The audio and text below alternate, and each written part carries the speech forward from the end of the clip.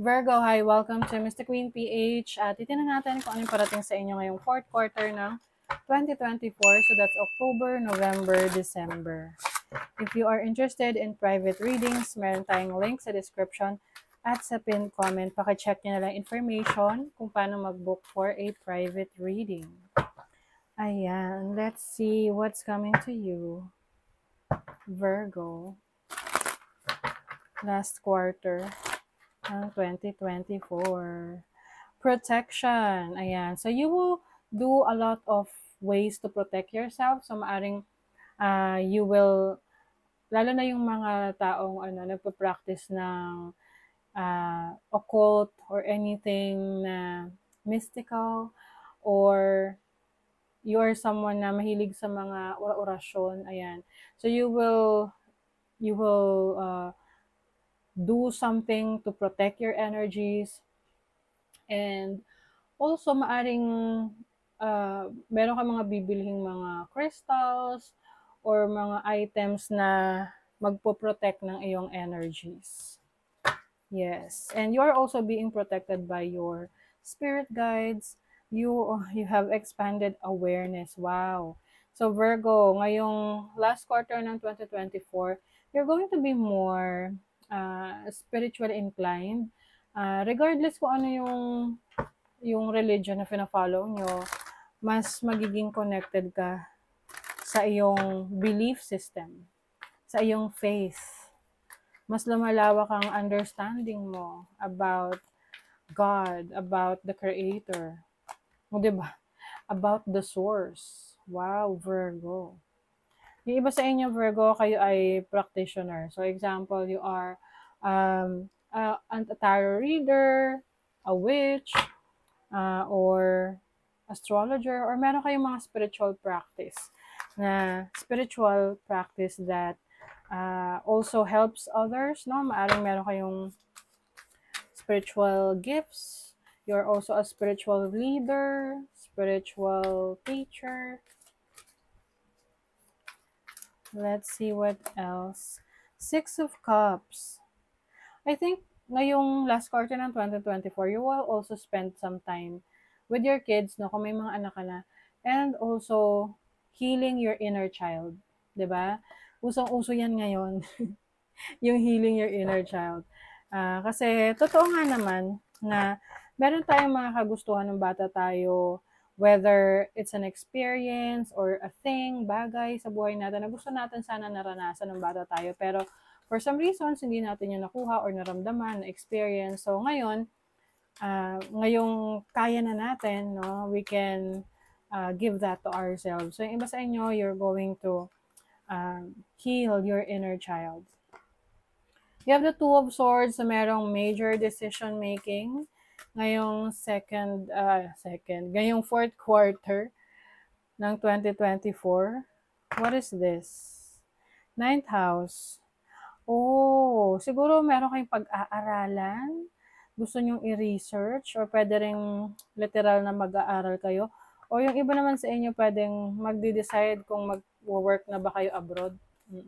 Kung gusto nyong magtrabaho sa ibang bansa. Yung iba naman meron ditong gusto magpalit ng kanilang relihiyon. Five of Swords. Naku, merong competition around you, Virgo. So, be careful sa mga taong pagkakatiwalaan mo ngayong last quarter ng 2024.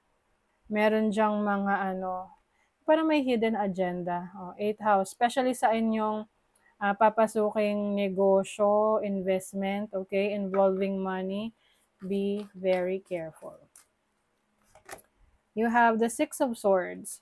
So, this is moving on, moving to calmer waters. I feel like kung ano man yung mga challenges na na-experience ninyo in the past, ngayong last quarter ng 2024, ito yung time na you are healing, you are transitioning, you are transforming.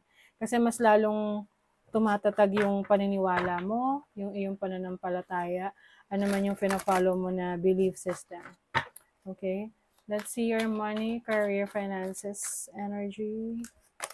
You have the Oracle of Wands, so you're going to be very creative, Meron ditong butterfly. So, butterfly symbolizes transformation, major change, new beginning. So, yung iba sa inyo, may mga bago kayong i-explore sa career, sa business, sa trabaho ninyo. Yung iba, itong work, may kinalaman to sa international affairs, international travel, or international opportunities. So, pwedeng kung magnenegosyo kayo, hindi lang siya local, no? Pwede ring international yung negosyo ninyo or yung clients ninyo. Or yung iba, pwede ring magkakaroon talaga ng pagkakataon na makapag-abroad, makapagtrabaho sa bansa na gusto nyong pagtrabahuhan. Merong assistance, someone is willing to help you. May tutulong. Merong tutulong sa inyo. So, whatever this is na pinupurso nyo sa career, sa business, sa trabaho nyo, someone is willing to help. Your love life, Champion of Cups. Oh, yung iba sa inyo, in love. You are being showered with love, Virgo. But if you're single, I think, hindi ka naman talaga totally naghahanap ng karelasyon kung single ka. Kasi alam mo sa sarili mo na you are overflowing with love na rin eh. So, kumbaga yung love na yun na ibibigay mo sa ibang tao. Someone is making excuses. Nako, Virgo, if there is someone na parang lagi nilang nagdadahilan sa inyo, na wala siyang oras, wala siyang panahon sa inyo, I think ito yung mga taong kailangan mo na lang na iwasan. Kasi since hindi rin naman sila nagbibigay ng time sa'yo, so I don't think worth it din sila ng oras at panahon mo.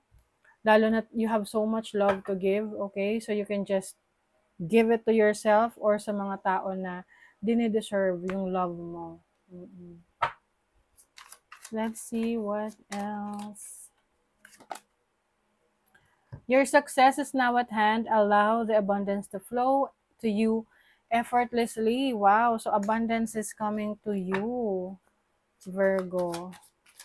Ayan na, nagpo-flow na yan sa inyo. The universe is calling you to notice important synchronicities.